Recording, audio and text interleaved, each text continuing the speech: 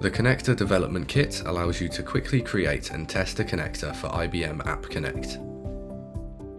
If you have an open API for the application you are creating the connector for, drag this in and provide an image or logo to represent the application.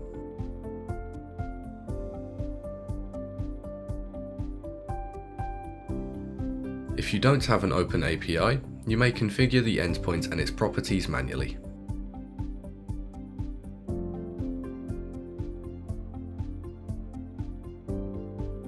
Then, check the imported actions, removing any that you don't need.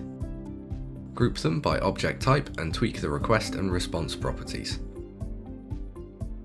Hiding unnecessary request properties and refining the display order will make a connector much simpler to use.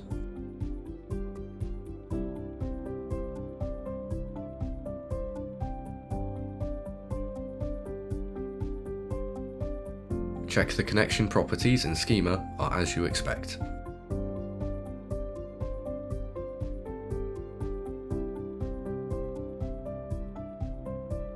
Once complete, publish the connector.